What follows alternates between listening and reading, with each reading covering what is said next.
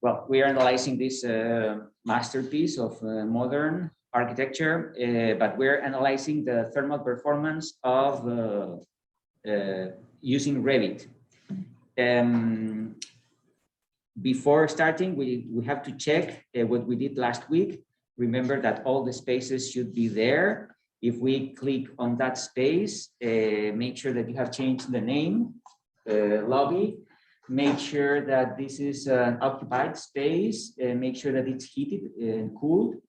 And when it comes to space type, we remember that we were working with lobby, okay, with some lobby. And if we double click here, we have all the elements here. The area per person is 7 square feet. I think we changed that, but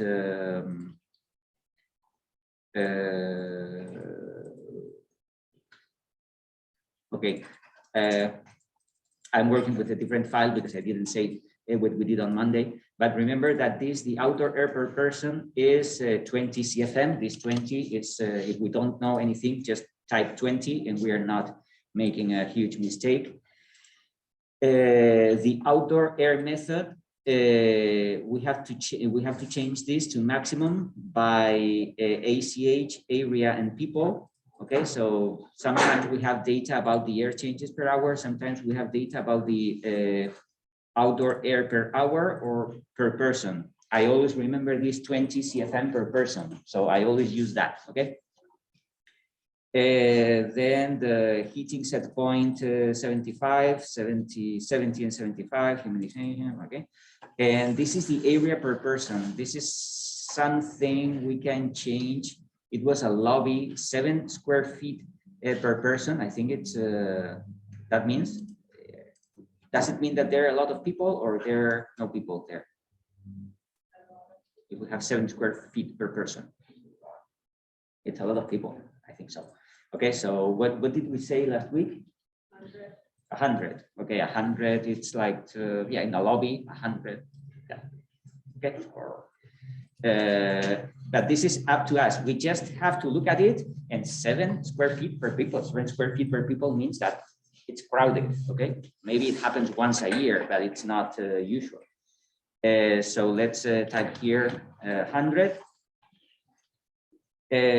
So now I have to check the rest of the spaces. This is the, oh, that was a mechanical room. So it's occupied, or it can be occupied, but it's unconditioned. Remember that this is unconditioned. So if it's unconditioned means that we don't have a heating and cooling system. So that means that we are losing heat. If we are in winter, this temperature is at 17 Fahrenheit. We have a system that keeps this room at 70 Fahrenheit, but this, it's not conditioned, so we will be losing some heat through those walls. Sometimes we have to use thermal insulation in these mechanical rooms. We haven't done this, but if we want to make the building better, if we have a mechanical room that it's not heated or cooled, we should apply some thermal insulation to this wall. Okay, so next time, remember that when we have mechanical rooms, garage for cars, we need thermal insulation. Yeah, it would be good having thermal insulation here. Anyway, this is a mechanical room. Is it? Yeah, so the name is mechanical room. Then here, this is an office, office 1. It's heated and cooled building. Let me check the type. We have to select office, enclosed plan, this one. And now area per person, 21 point, is it good in an office having 215 square feet per person? Well, it's an enclosed space. So this is like an office. How many people can be there? 2, 3 maximum.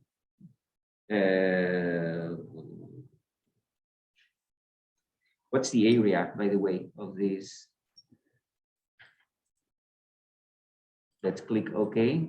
but what's the area of this?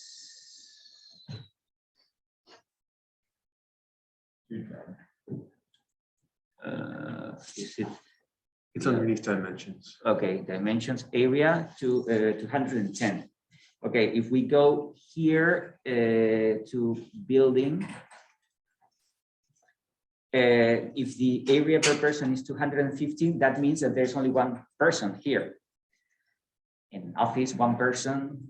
Okay, we can say that there are 3 people. If there are 3 people, if we have 210 square feet.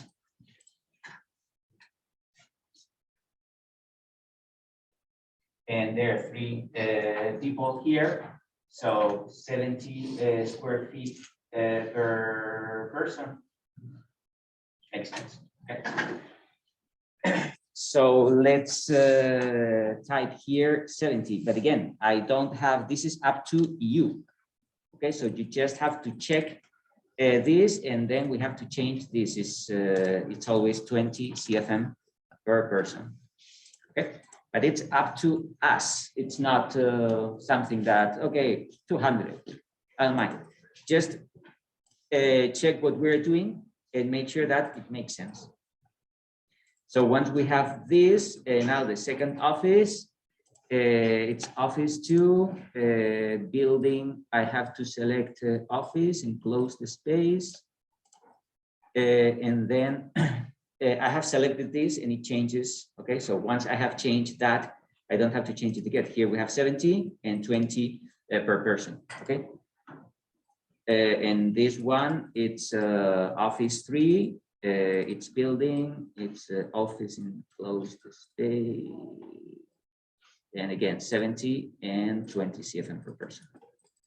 Okay. Is that enough? We have to check and double check, because sometimes, look at this, I didn't save the changes when I did this, and now that information is lost. Okay, so every time we run a simulation, we have to check it.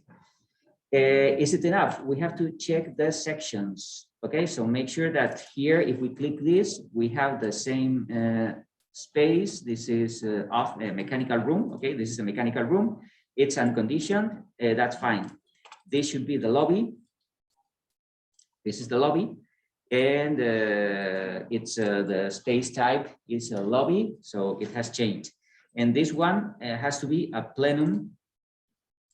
It's a plenum, but what about this? Okay, so I have done this, but it looks weird because I didn't save this apparently, and the limit offset, the base offset is 0, and the upper limit is plenum. It's not this one, so the upper limit should be level 12. And the offset 0. Okay, so now it looks better. The problem is that I have to check other sections. Okay, so what I would do is to check all the sections and make sure that, yes, so it's wrong in all of them. So the upper limit has to be level 12 and the offset 0. And then I can check section 2. In section 2, I have the same issue. The upper limit has to be 12, the offset 0. And I have to move section 2 again and make sure that if I select this, the upper limit is level 12 and this is 0. So be careful. Sometimes you have to leave, you don't save, you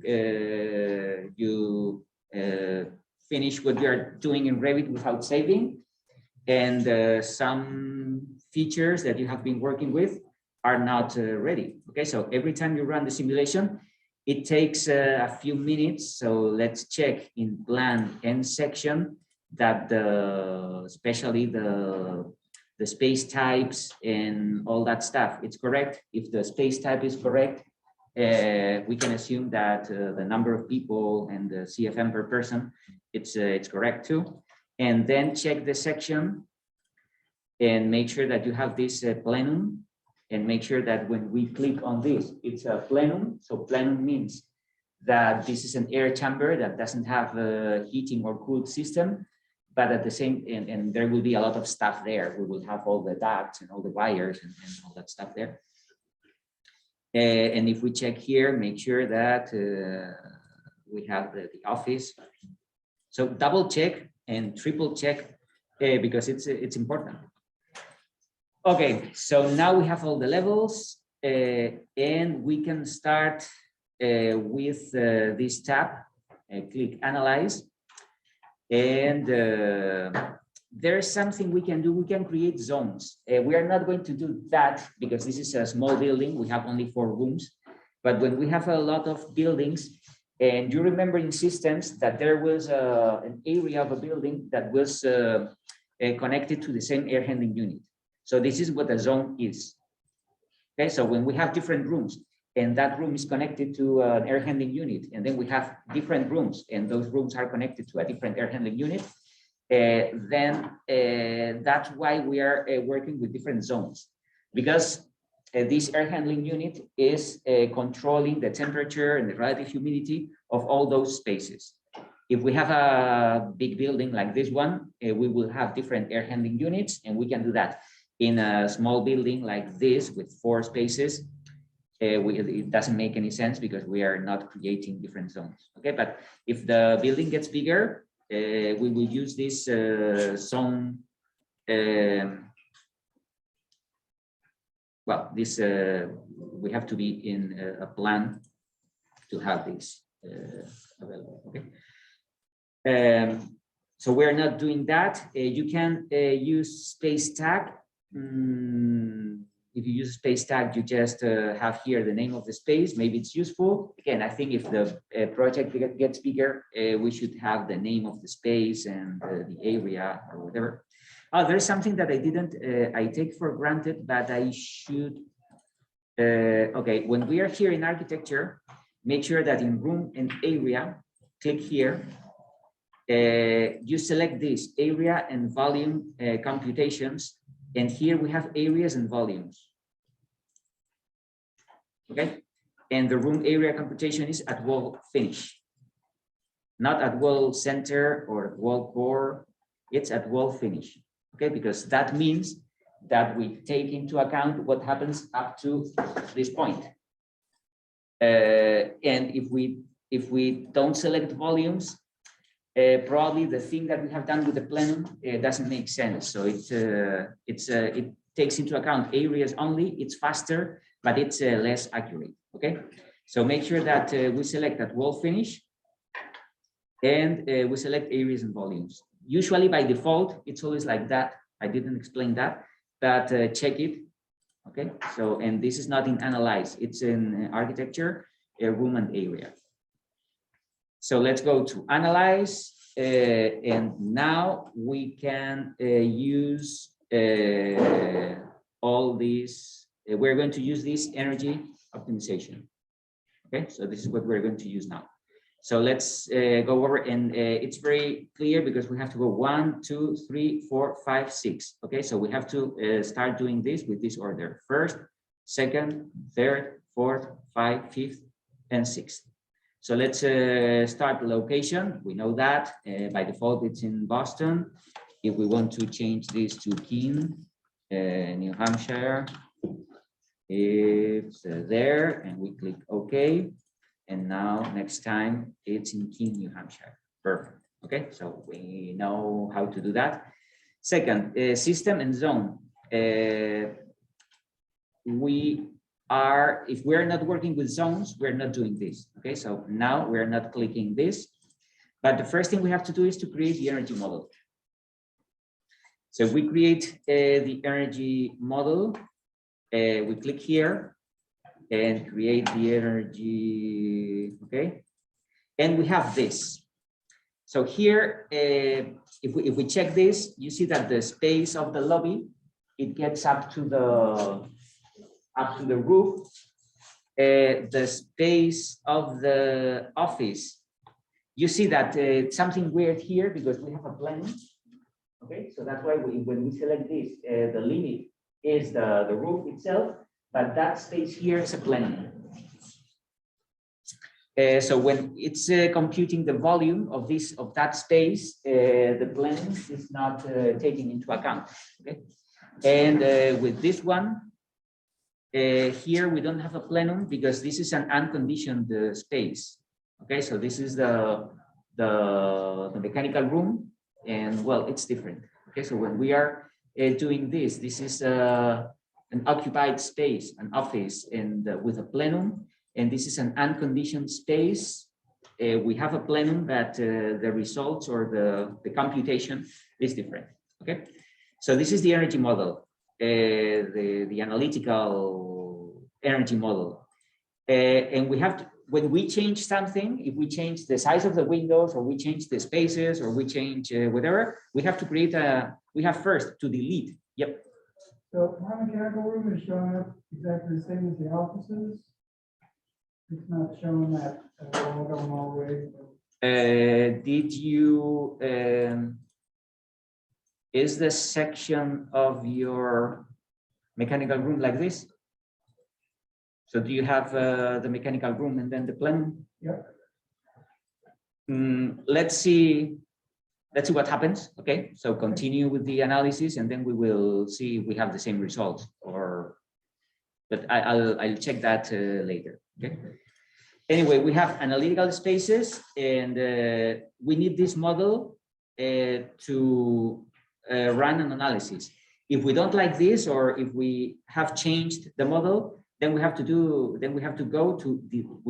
delete the energy model. So we delete the energy model.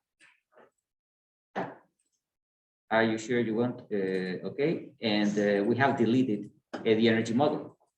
Okay. So if I change whatever here, because I'm not happy with the shape of the roof or the number of windows or whatever, then I have to create a new energy model. Okay, so every time we change something in the model, we have to create a new energy model. If we change something and we don't change the energy model, we will get the same results that we had before the changes. Okay, so that's why we have to be careful. Usually when the model has changed and you want to run another analysis, you have a warning, you are using an old energy model. Do you want to continue, or do you want to change the energy model? And okay, so usually that happens.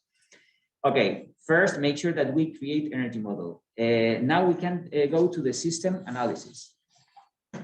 So do this, click on system analysis, and here we have annual building energy simulation or HVAC systems, loads and sizing. We are not talking about systems yet, so we're just working with the envelope of the building, the windows, the spaces, but we haven't talked about systems. We will do that, but so far we haven't done it. So let's select, if you're not analyzing systems, or if you haven't worked with the system, with the HVAC system, then you have to select this annual building energy simulation. Click settings. And here we have other settings, okay? So let's select this. Here we can use building elements, conceptual masses, select always building elements. Why are we doing this? Because we have defined the layers of the walls and the roofs. You know that there is an option in Revit that it's a wall. I don't know what's the name of that wall. It's like default wall or whatever, and you don't have any layers there. So if you do this, there's an option. I'll show you. So there's an option. Okay, I want a wall that it's like that. I want a wall that has a U value of whatever, and Revit can do that. But if we have defined our own wall, make sure that I recommend you always do this. Okay, so define the layers of your wall and use building elements. Ground plane, that's important. Ground plane is level 0. Revit doesn't know if something is a basement or something is above the ground level. Sometimes you start with level -10, and this is your ground level. So if your ground level is 0, everything that it's underneath ground level, it's a basement or it's buried. Okay. In this case, we don't have a basement. It doesn't matter. But if you have different floors and you have levels underneath level 0, make sure that you declare where your ground plane is. Maybe your ground plane is level -20. But make sure that this is a new construction. If you select something that it's not new construction, it doesn't work. I don't know why, but always select a new construction. Average vertical void height. There's. Oops,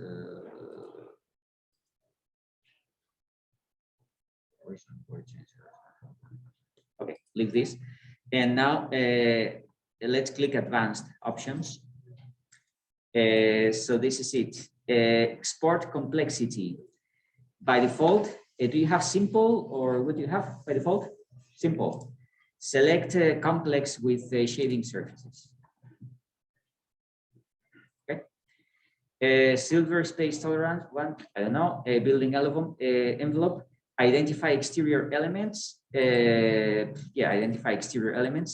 The grid cell size, it's 3 feet. So what Revit does is it divides the volume into a grid, and this grid is 3 by 3. Okay, so it takes points or it takes values here and then 3 feet away and 3 feet and 3 feet. The more dense the grid, the more accurate the result, but it takes longer. So if you want, you can make a grid of 1 inch. So it analyzes 3 feet. Building service. Okay, here we have some information about the systems. Okay, and we have a lot of elements. Try to select something. Here we have split systems with mechanical ventilation. Okay, I have selected that because for this kind of building, for a small office building, we don't have air handling units because it's very small. So for this building, select split systems with mechanical ventilation. And then this is very important, the building infiltration class. If you click here, by default, I think it's none. So if you click here, by default, it's none. None is not an option. So we have to make a decision here. Either we have a loose building, medium, or tight. What does it mean? You know that infiltration is the amount of outdoor air that we don't want. Okay, so there are cracks between the joint between the wall and the mullion. There's a crack in the air. Outdoor air goes through that crack, or we have cracks here. Well, we have this crack. This is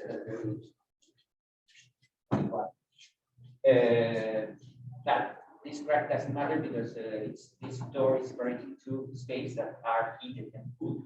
But if there was a crack here in the curtain wall, this is a very good building, late platinum and all that stuff, and you won't see cracks in the exterior envelope. Okay, so we can assume that this building is tight. But if you are refurbishing, for example, if you are refurbishing a building, if you're in the capstone project and you are working with the art gallery, is it loose, medium, or tight? Check the windows. If I don't know, I haven't checked that, but if the windows, these are triple glazing, by the way. Yes, so you can tell that there's a triple glazing here. If there's a triple glazing, means that those windows, this is a new building and it was built with triple glazing. But if we have an old building like the gallery and we have a triple glazing, that means that these windows have been changed because 50 years ago, nobody used triple glazing. So if the windows have been changed, we can assume that people working with that window, with the refurbishing, they sealed perfectly the new windows, and then it can be tight. If you see that the window it's a double glazing or a simple glazing, you can assume that the category of building infiltration class would be loose. But again, that's important, okay? Because the infiltration especially in winter, it matters a lot. So what I would do, if I run the first energy simulation, I assume that the building is loose, if I'm refurbishing a building. And then the final energy simulation, I would assume that the building is tight. Okay, so that would be a good option. And now we can have a huge difference, especially in winter, between the first and the second energy simulation. Anyway, this is important. So we can assume that this is tight. Okay, that's fine. And then building type, it's office buildings, building operation schedule. If you select default, you remember that we had already changed that when we were declaring a building. If it's an office building, we have a schedule by default. Okay, so click default. The HVAC system.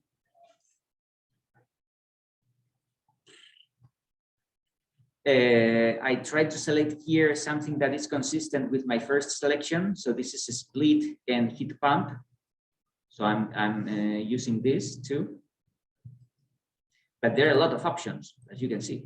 Okay, so I'm selecting this one, split with a heat pump. And then the outdoor air information, let's edit. So be consistent here. So make sure that we have an outdoor air per person, 20 CFM. I know that we have already done this, but we have to check if we have the same information or not. Sometimes the two parameters are not the same. And okay, so make sure that we have these parameters here. And then the material thermal properties, these conceptual types. Yeah, this is what I mean. If you select here mass, if you use here conceptual masses, then here in conceptual types, we can edit. And this is, we can select the walls. And here we have thousands of options for the walls, or thousands, a few of them. Okay, then we have interior walls, and we have a lot of, well, 2 options for interior walls. So here we have more options for the roof, more options for whatever. And glazing, for glazing we have, well, this is the slab. The glazing. Yeah, in the glazing we have a lot of options. Okay, so this is a triple plane. But we are not working with conceptual mass or conceptual types. We are working with the building. Okay, so we're working with our building elements. So we don't have to change that. So that's why I recommend you work with the building elements, create the layers that you need for the roof, the wall, everything. And then you don't have to change anything here. You just use building elements and that's it. And detailed, yeah, click detailed. Okay. Okay. So here we have done this. We have created, where were we? I think we were just working here with this heating and cooling analysis, annual building energy. Make sure that you select settings, and then once we are done with the settings, we can run the analysis. And it's calculating in background. Okay, it will last, if this is a simple building, it will last a couple of minutes. And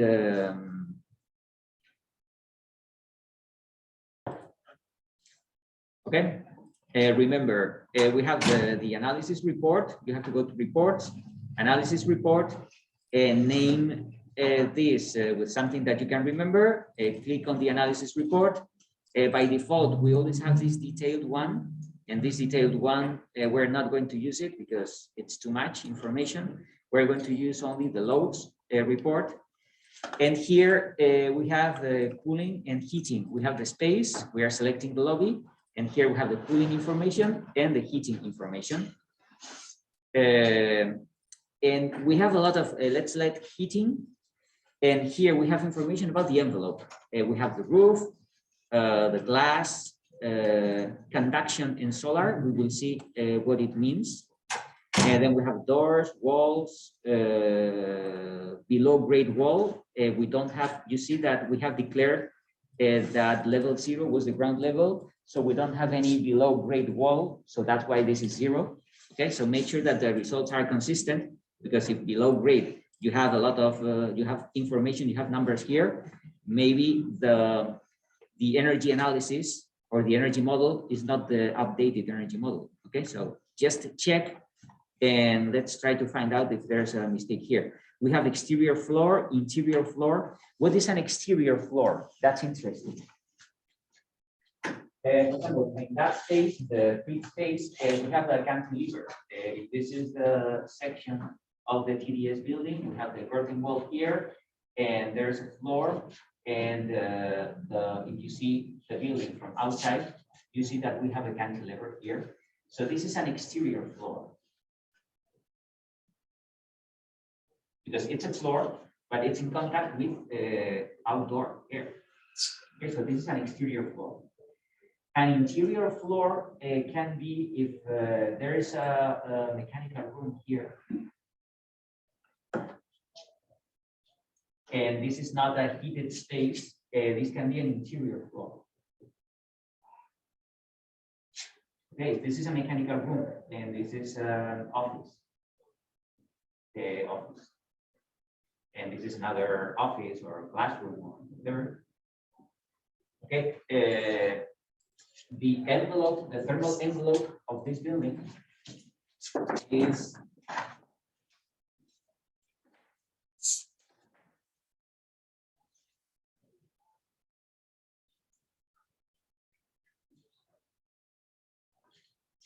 this.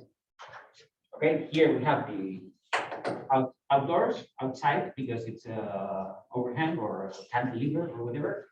And here, this is a mechanical room. So this room is not part of the thermal envelope of the building. And this is the third category of floors. This is a slab. Because this is the soil. Okay. So in our building, we don't have exterior floors, and we don't have interior floors, and we just have slabs, which is the floor itself at level 0. Okay. So that's the difference between exterior, interior, and slab. So we only have values for the slab. We don't have anything for exterior or interior floors, and we have values for the slab. And other floors, we don't have anything either. And here we have infiltration. Okay, so that value of the infiltration depends on the infiltration category, whether it's tight or loose. So here we have a lot of information. We have the amount of heat that we are losing through each element. So what catches the eye here in this report? What would you change?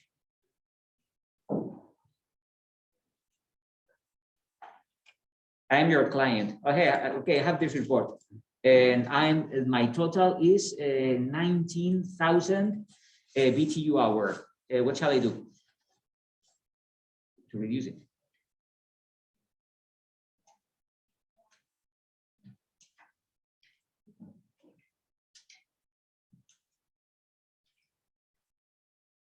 Insulate the walls. The walls. Why? 7,000 BTU. 7,000. This might be in your report. What's the final number in your report? That's 33,000. 33,000. Yes. You don't have enough thermal insulation in your walls. So anyway, I'm working with this report. If you are working with a different model, you have to analyze your model, but let's analyze this one.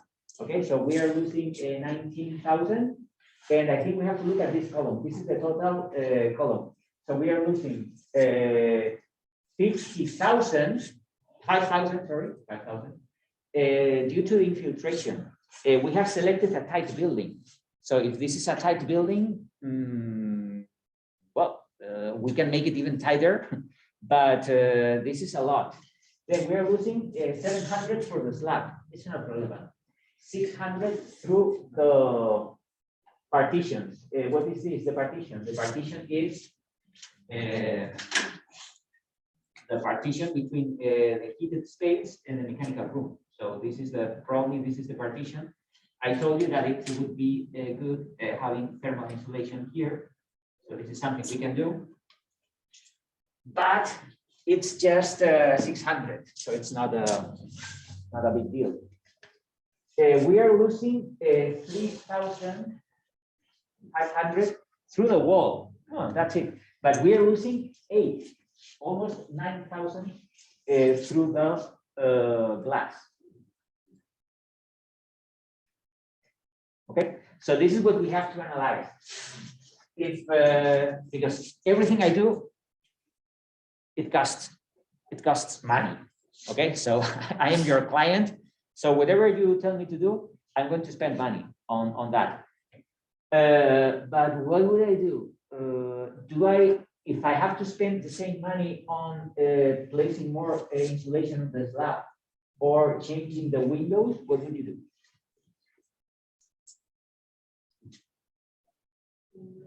Change the window. Okay, because if I have to spend I don't know, $5,000, and I can reduce this from 700 to 500. Doesn't matter, not really. But if I spend $5,000 and I can reduce this from 8,000 to 5,000, that matters a lot. Okay, so by analyzing this, I have a lot of information. What would I do? First, the windows. My windows are quite good, are triple glazing windows with low incisivity yet. That's a good, so do you have negative and positive numbers? Well, in this case, we are talking about heating. So negative numbers are energy losses. Positive numbers are energy gains. And so you are gaining energy in your report, you are gaining energy through somewhere. In some areas. But where do you have a positive number? In which category? In the slab. Okay, that makes sense. Are you working with heating or cooling? Heating.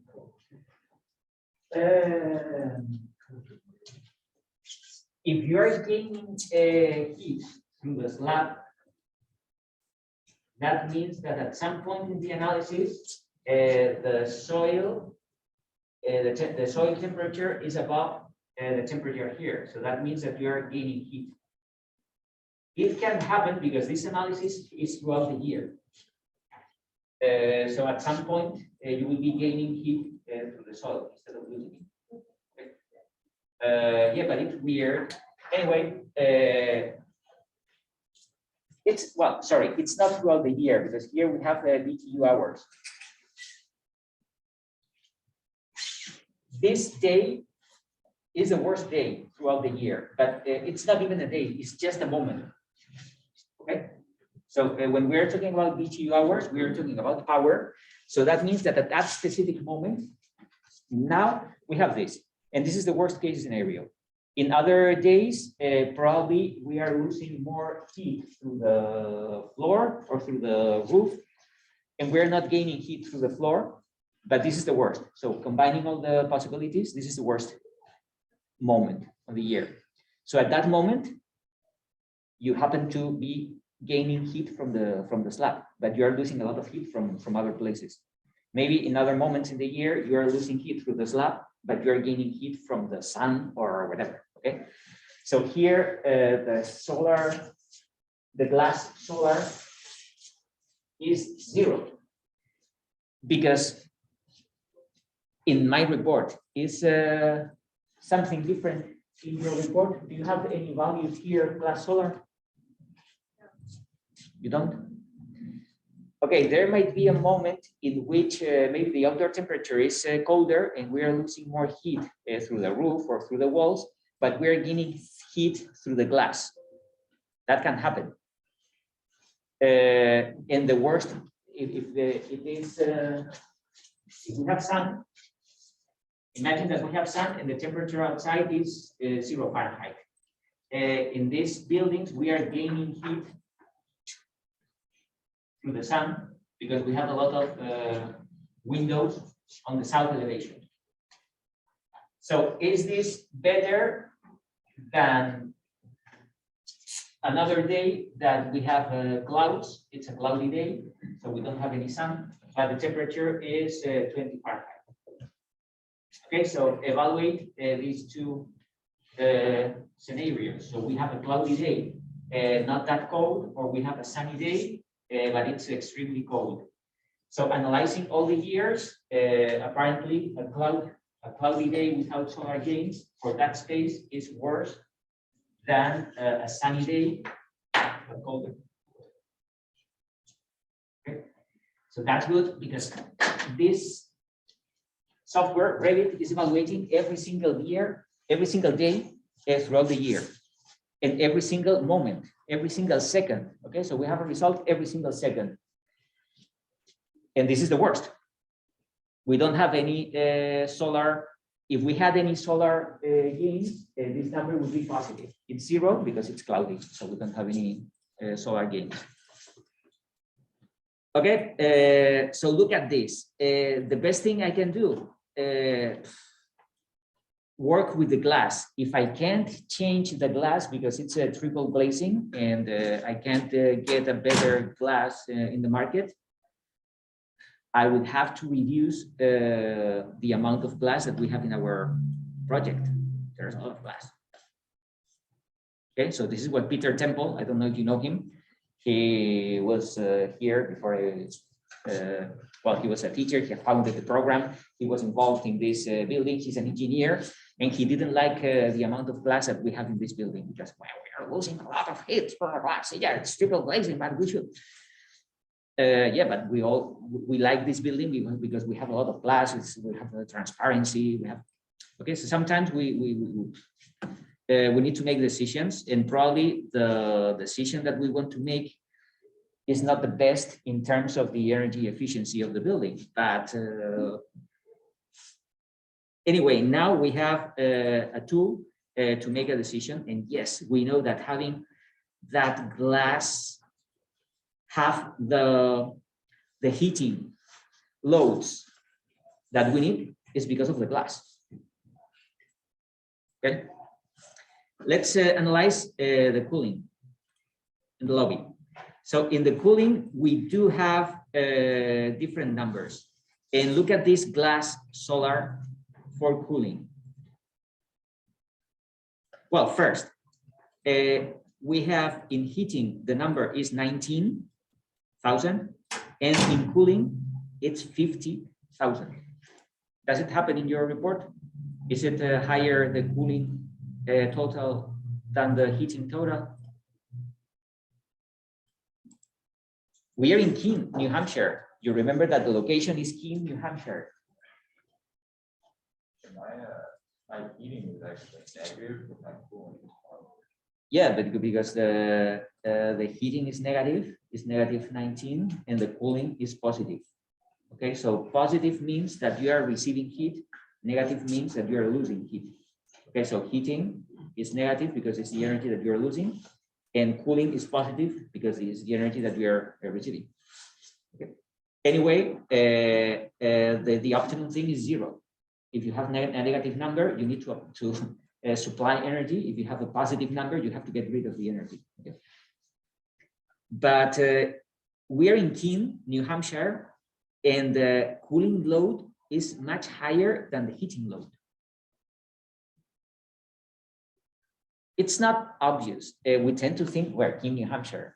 It's extremely cold. Yes, it's summer, but well, this is not summer. I have spent the summer here, and this is not summer at all. But even though the heating, the cooling loads are higher than the heating loads, because of this building, okay, because we have a lot of glass here. So in summer, having that much glass well, we can see here that the glass is 64. And thank God, well, thank God, thank a lot of things. We have a lot of negative numbers here. So the positives are the energy gains. We are gaining a lot of energy through glass solar. It's the sun entering the building. But look at this, the sun entering the building, then the total is less because at the same time we are losing energy, and that makes sense in summer. Probably, if we are in summer, the soil temperature in summer, I'm sure it's below 70 Fahrenheit.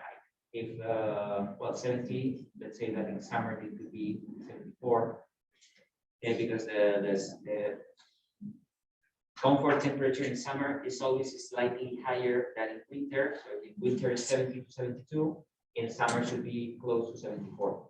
But I'm sure that the soil temperature in summer is less than 74, the soil temperature. So we are losing energy. Okay, so most likely we are losing energy through the slab in summer. And this is what happens in the slab. We are losing a lot of energy, 7,000 BTU hours. Okay, because at this point, we have a lot of sun entering through this glass. But at the same time, we are losing some energy through the slab. But anyway, if we, and what if we have a cloudy day? If we have a cloudy day in summer, for sure, it's not as bad as having a sunny day in summer. Probably the temperature, the soil temperature would be less than 74 if we are losing this. So this is the worst moment that we have in summer. We have a lot of sunlight entering the building. And I think there's an information about, yeah, time. No, I don't see the information. Okay, so this is the worst case. And we are, look at this, look at the partition. And we are losing a lot of energy through the partition. That makes sense. Well, because probably this mechanical room, the temperature through this mechanical room is not, it's lower than this temperature because we have thermal insulation here, and but we have slab here, so the mechanical room is losing energy through this. Okay, so that's the explanation of the negative numbers, and we have negative numbers everywhere. Well, we have the glass conduction. Okay, so we are gaining. This is the glass solar that the glass itself, if we have a triple glazing, the temperature here is 74. And what is the temperature outdoors? It can be 90 or 95. So through conduction, we are gaining all the energy. Okay, so we have the energy that enters the glass because it's transparent, and then the difference of temperature between 95 and 74. We don't have thermal insulation inside the glass, or we have very little thermal insulation. So by conduction, the most important figure is always through the glass.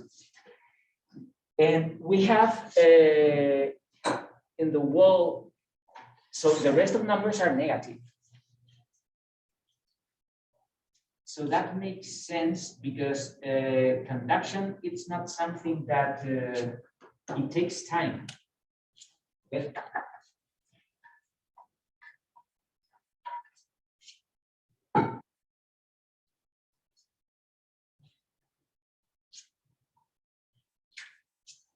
So let's analyze a detail like this. We have something opaque, we have brick, and then the thermal insulation.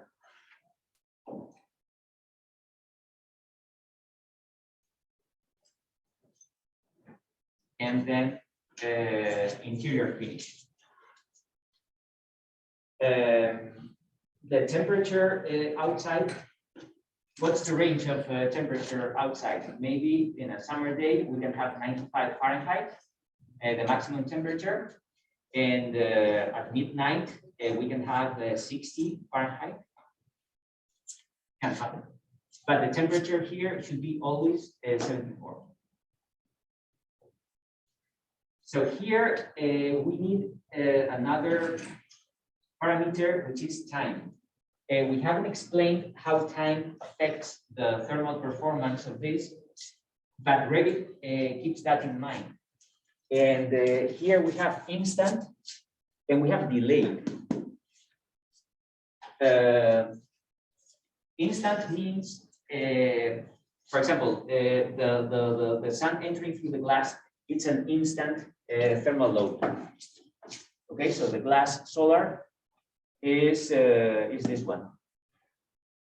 No, the glass conduction is instant. Okay, so it is the energy that we are receiving right away, right now. That in a wall, after the night, the temperature of this wall would be 60. Okay, so that would be the temperature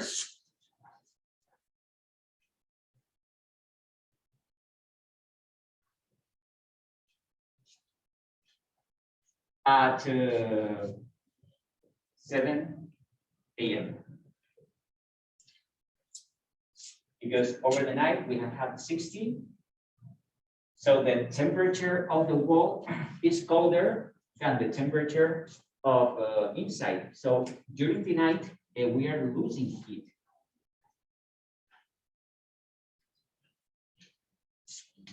Then the temperature starts increasing. Okay, so this can be at 11 a.m. Maybe the temperature is around 70. And then at 3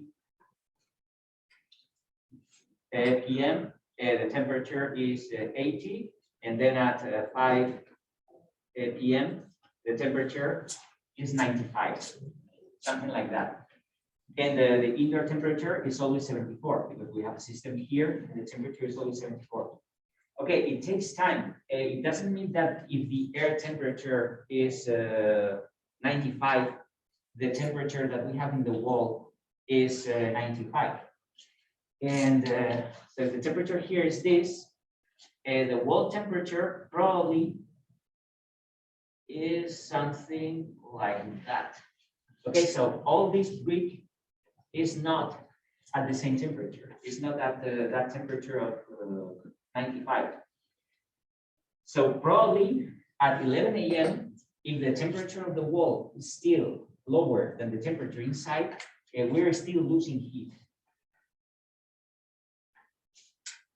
Okay, so that can be the explanation that at this moment, at 11 a.m., we are losing heat because the temperature of the wall is still lower than 74. We are losing heat. But on the other hand, we have a glass.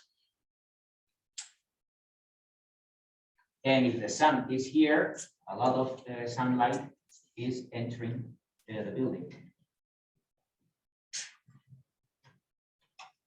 Okay, so this is the explanation of this plus 64,970. And this is the explanation of negative the wall negative 2,425.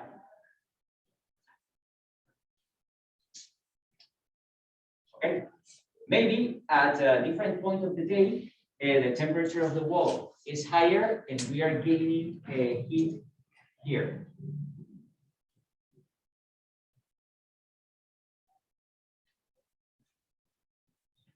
Okay, so probably at 5 a.m. We are gaining heat, but probably at 5 a.m. we don't have this amount of glass and this is much lower. You get the point of the positive and negative values. If we only look at this figure, this is 50. Okay, so the worst moment of the year in terms of heating loads or cooling loads, sorry, in terms of heat, it's 50,000. That's fine. But at that point, it's the glass. So we have 60 plus 64 and plus 70 and plus 7,000.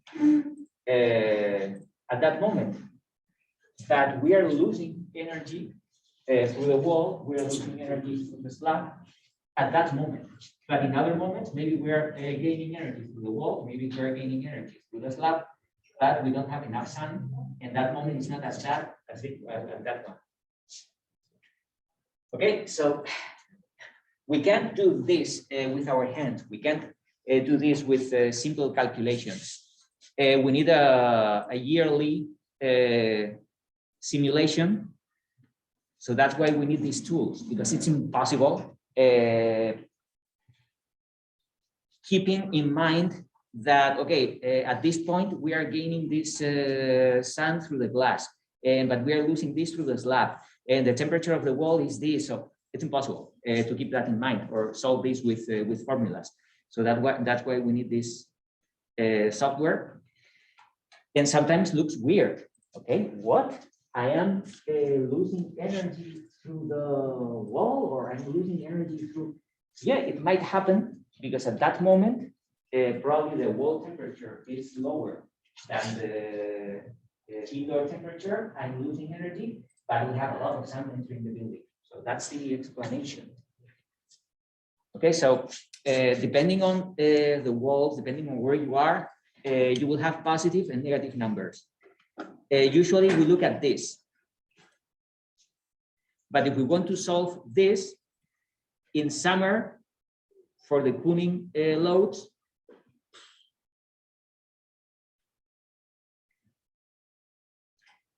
working with the walls doesn't matter at all. It's about, again, it's about the windows. Okay, so we have to do something with the windows. With the conduction, it's the window itself. Okay, so if we had a single glazing, this conduction value would be much higher than the triple glazing. But the glass solar, it depends on the amount of window, it depends on the shading devices. Okay, so this is the this is what we need to understand. Is it worth wasting a lot of money in working with the wall or the roof? Looking at this result, doesn't matter at all. I would address the issue with the windows. Okay, so this is what is really killing my electricity bill. This 64,000 plus 7,000.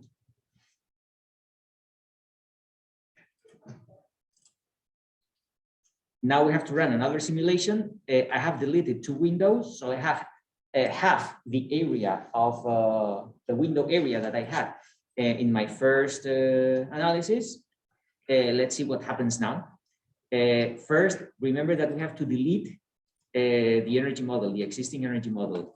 I click OK. Then location, it has not changed. It's Keene, New Hampshire. I have to create another energy model. So let's create another energy model. And we have now another energy model with only 2 windows. And now we can run the system analysis. Make sure that settings are the same. I don't think they have changed. Spaces, it's tight. Okay. So I haven't changed the settings of the building, so run analysis.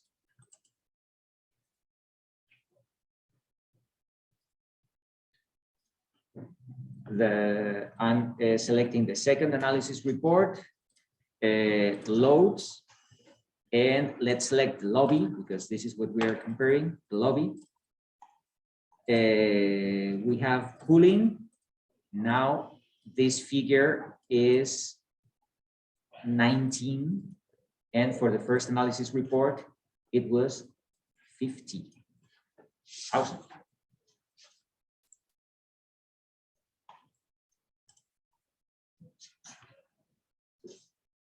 What about the heating? The heating, it's not affected that much. It was, now it is negative 16, and it was negative 19. Okay, yeah, we have solved especially the cooling loads. So is it worth it? Well, we have changed the design of the building. No, I want glass. I want okay, go ahead. Tell your client that you are spending twice as much energy because you want glass in your building. Maybe your client wants glass, but it has to be, I think this is an honest conversation between you and the client. Okay, look at this. We have this amount of glass, we will have this, and with this power, we need this electricity bill throughout the year. And without, we can, okay, it's dealing with the client, and but now we have options, and we can quantify the improvements between the first analysis, 50, and the second analysis, 19. That's it. And for sure, the more the glass, the more expensive the building. Okay, so we are designing a less expensive building, and we are saving energy in operation. So if our only concern is about saving energy and saving money, that's the best option for sure.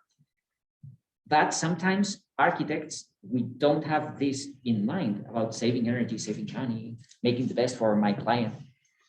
So yeah, it's tough. Okay, but we have to make decisions. But we make decisions, and we know what it takes to make the decisions we are making. I don't mean that now I don't want to see buildings with curtain walls or whatever. I don't mean that.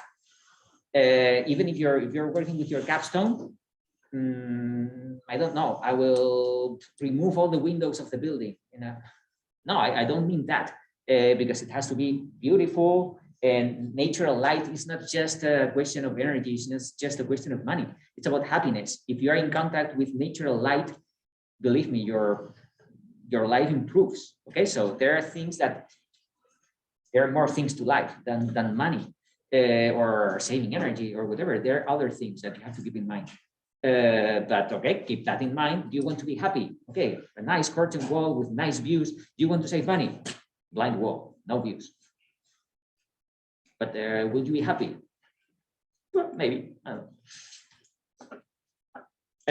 So this is what we need. Okay, so I don't rely on this figure, so I don't mean that this is correct and you have to defend 19,549 BTU hours. No, I want you to compare. Okay, this is 50,000 and this is 90,000. I'm saving a lot of energy. So this option is better than that one in terms of energy efficiency. How much better? Around half the energy.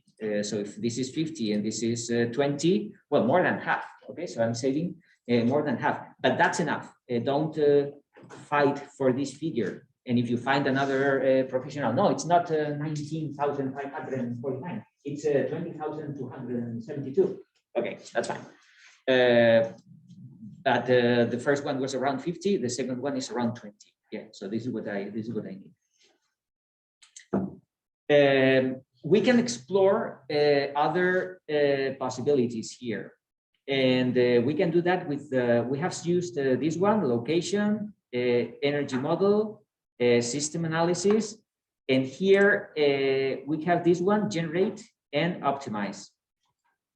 Let's click generate, see what happens. First, we have to use the existing energy analytical model. Yeah, again, this is the warning that I was talking about.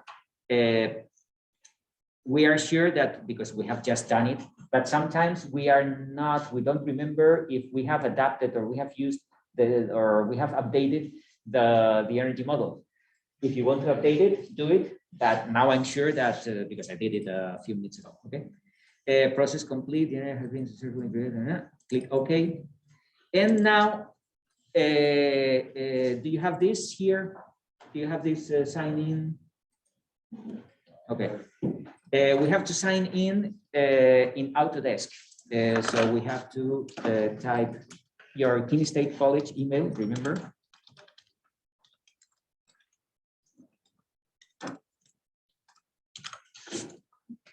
Next, my password is my Autodesk password, not the Kent State password, the Autodesk. So you need an account, you need an Autodesk account. If you haven't, you have to create one with your Kent State email. My password is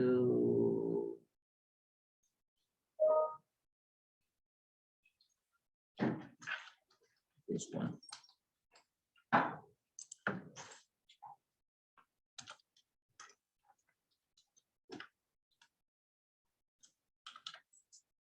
Sign in and 6-digit code.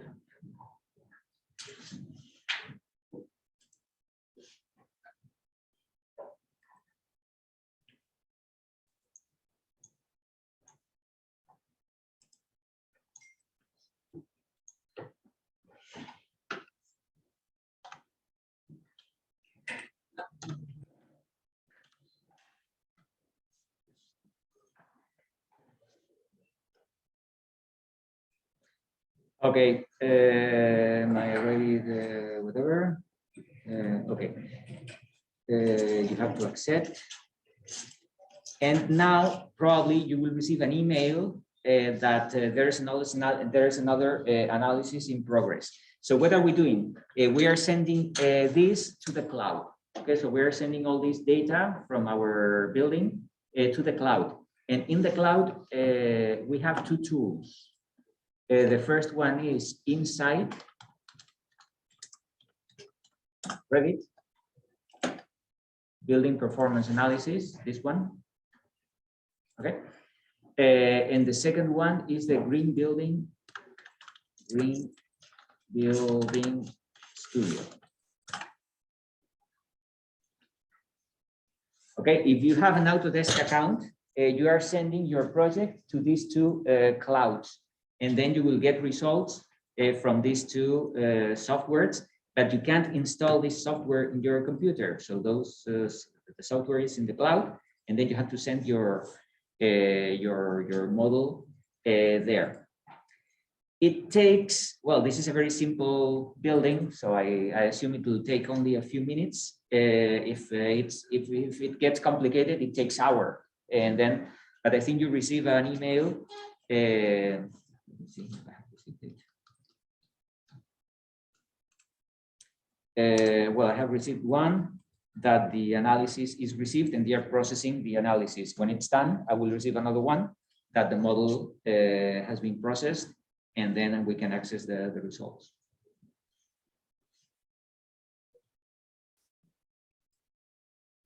All these elements: first, location; second, create the energy model; third, the analysis. Now we created this generate, and when we generate this model, we are sending this model to the cloud. And now we have to click the last one, which is optimize. If you click this one, you are just logged in the Insight. And yes, okay, I have done this. These are all my, well, all the analysis that I have done before. And if you click the last one, probably you will have only one. The analysis is in progress, so it's still working on it. Okay.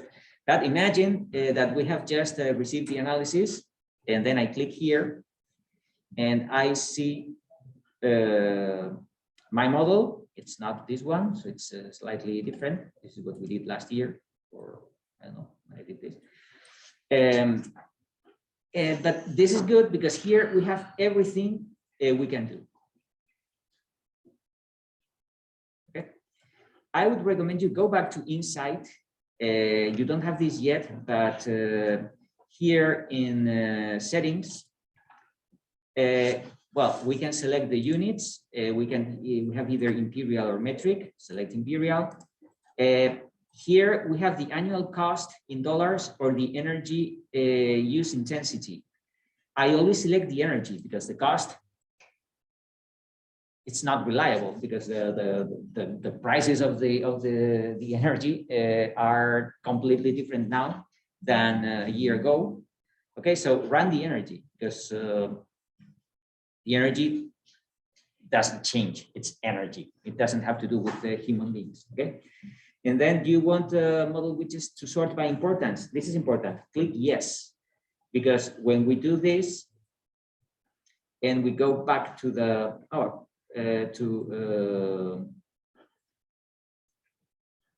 to the model again, these are all the things we can do in our model. And they're ordered by importance. Here, Insight doesn't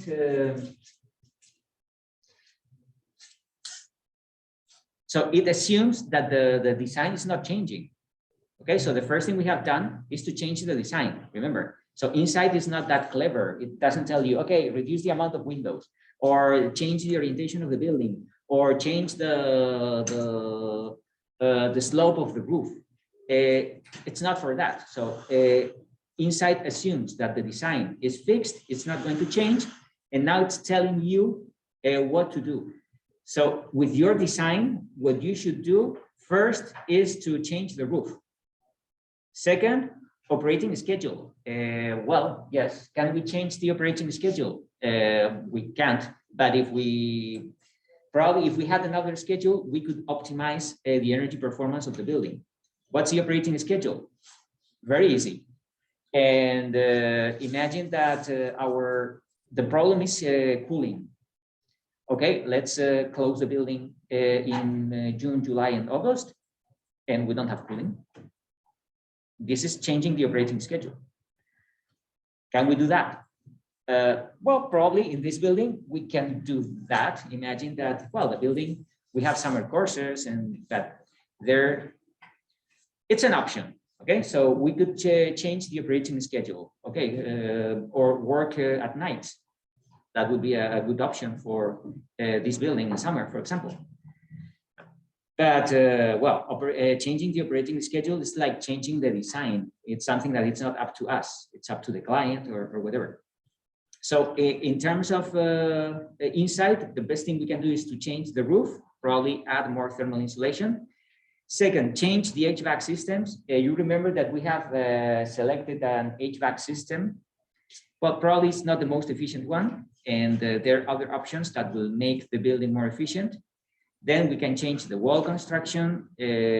Look at this, the windows are very low on that list because we have already selected the triple glazing with low emissivity. Okay, so what we can do with the window is change the design of the window, the amount of glass, but the window itself probably is the best window we can have. Okay. And then, well, window shades, window shades in the West, we don't have Western windows. So there are options that are not applied. And finally, we can, because we haven't done anything about PV panels, we haven't designed a PV array in our building. Okay, so that's an option. But, okay, so that makes sense. And if we select roof construction, you see that the triangle is the option that we have already, that we have in our project.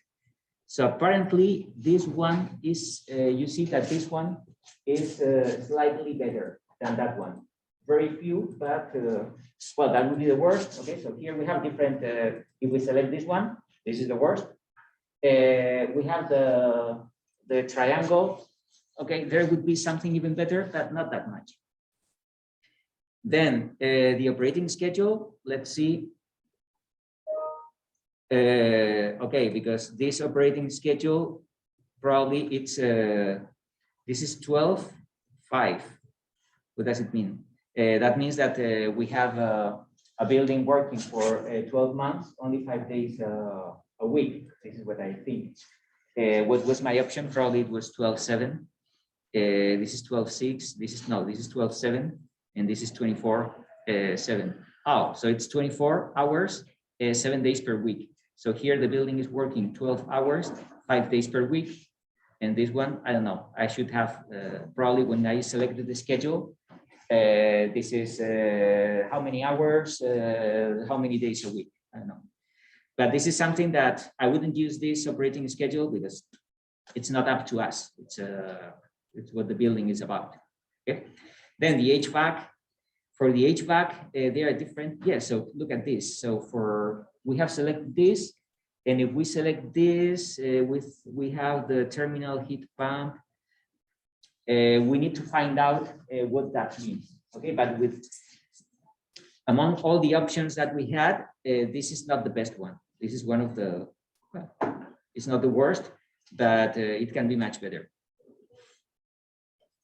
Okay, and then the wall construction, yeah, we can select something over. Okay. So that's fine. Okay, so we send the data here, and assuming that we don't change the design, probably the most efficient way would be to change the roof, to add more thermal insulation to the roof. And the wall, we can do that at the same time, then changing the HVAC system. And then, well, infiltration, we have selected a tight building. If we had selected a loose building, probably this infiltration would be at the top of the list. But since we have a tight building, changing this, it's not, yeah, so look at this. Yeah, we are almost there. Yeah, we can make it even tighter, but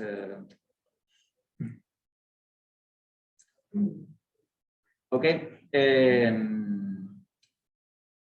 So the analysis is still in process.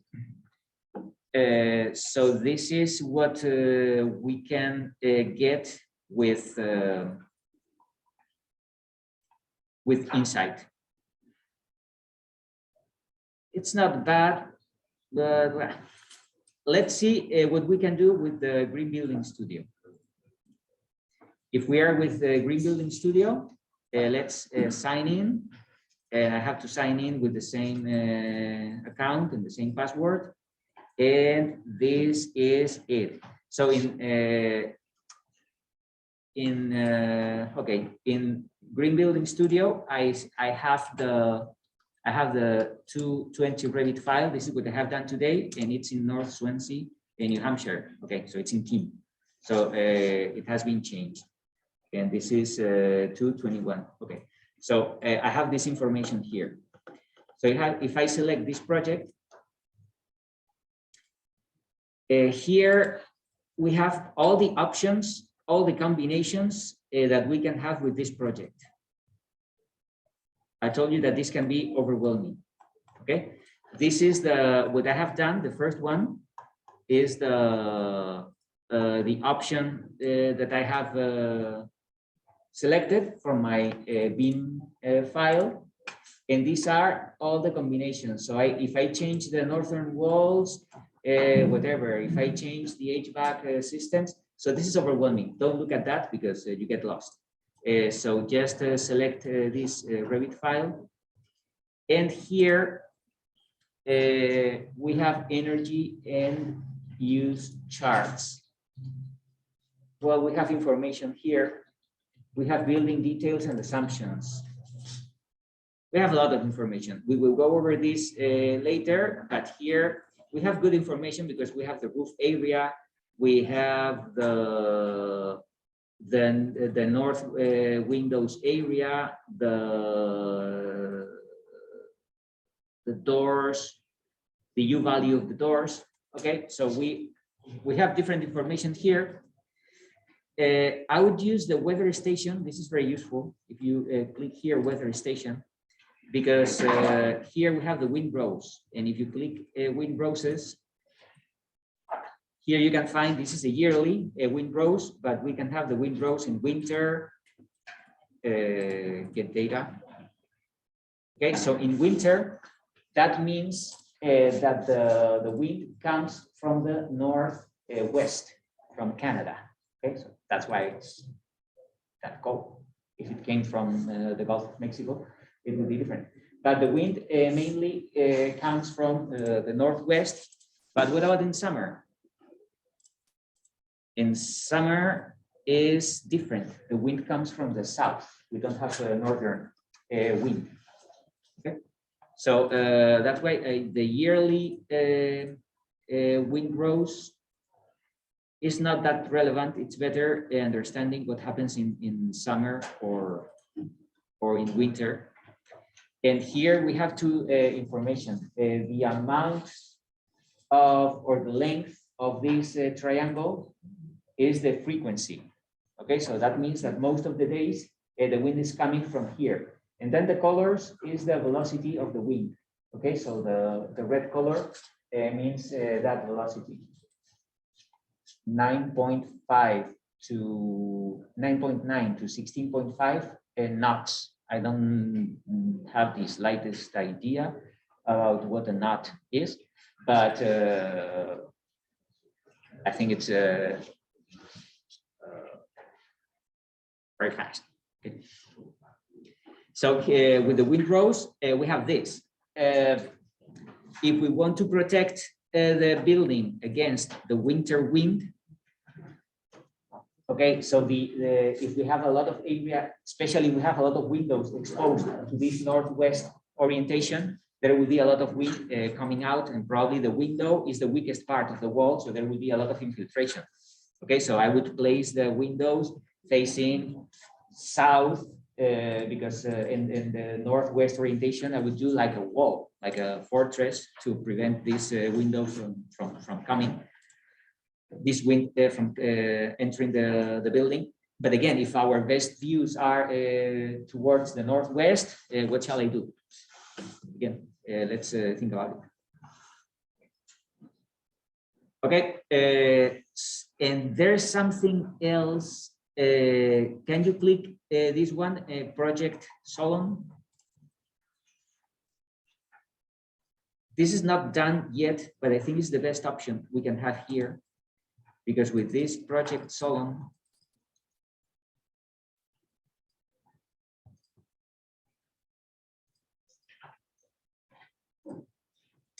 and then if you select this energy analysis result, default Revit,